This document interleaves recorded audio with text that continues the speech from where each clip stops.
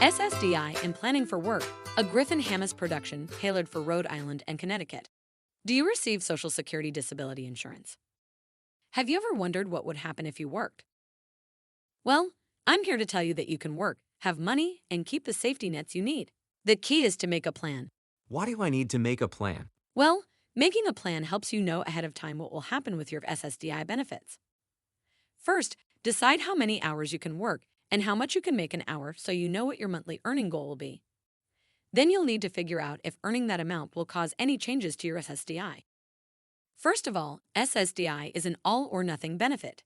You either get all of it or none of it. Whoa, that makes me nervous about working. Well, I've got good news for you. You have choices. Some people plan to get a job that pays more than their SSDI, so they're okay with it stopping. Other people can't work as much, so their plan is to keep getting SSDI while they work. You decide what makes sense for you. Well, how does Social Security decide whether I'll get my SSDI? They compare your work to a threshold, called Substantial Gainful Activity, or SGA for short. It is a level of work activity and earnings that helps them decide if your SSDI should continue or stop. For 2025, SGA is $1,620 a month or $2,700 for people with blindness. Let's take a look at a couple examples. This is Joe. He gets $1,000 of SSDI. He could get a job working 22 hours a week as a bookkeeper, making $16.35 an hour. That would be $1,558 a month of earnings. That amount is below the $1,620 SGA limit, so he would still get his SSDI.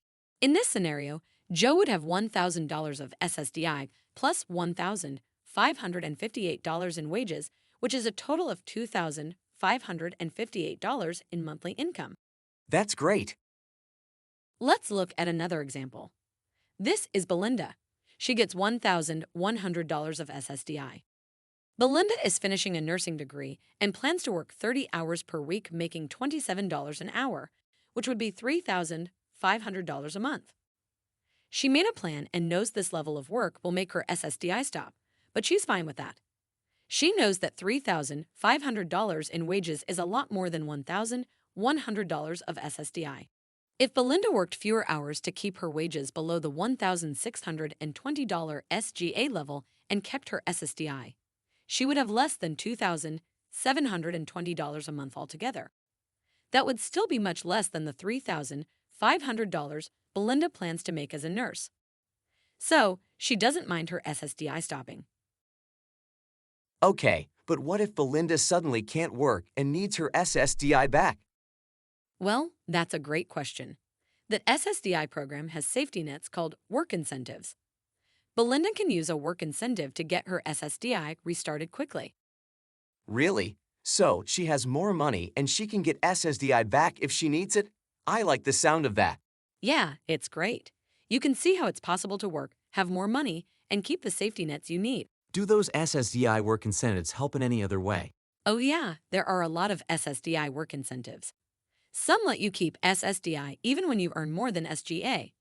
Some work incentives let you restart your SSDI quickly if it stops, just like we saw with Belinda, and other work incentives let you keep Medicare even if your SSDI stops. I think I'm ready to make a plan to work. Where do I start? You can make a plan by talking to a work incentives benefits planner. There are several different ways you can get help. The resources are different depending on where you live. If you live in Rhode Island or Connecticut and would like to learn more about SSDI and work, call the Ticket to Work helpline at 1-866-968-7842. They will answer general questions and refer you to the Work Incentive Planning and Assistance Services at the Sherlock Center on Disabilities at Rhode Island College if needed. If you live in Rhode Island and receive services from the Office of Rehabilitation Services, speak with your counselor about a referral for benefits counseling.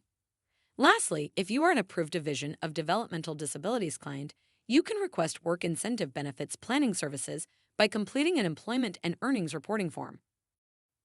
If you live in Connecticut, another helpful resource is the Connect to Work project at 1-800-773-4636.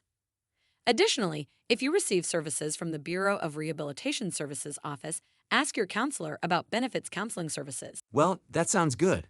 I'm going to check those out. To see more videos like this one, or if you want more information about SSDI work incentives, information, and benefits planning, visit the Sherlock Center's website at www.sherlockcenter.org or call 401 456 8072 and ask to speak to a work incentives benefits planner. Knowledge is power. Take time to learn more about SSDI and work. This video was created and shared at U.S. taxpayer expense through a Social Security Administration grant. It is not an official Social Security communication. This presentation is for information purposes only. Social Security Administration regulations and other information may change. Always check with the original source for the most up-to-date information.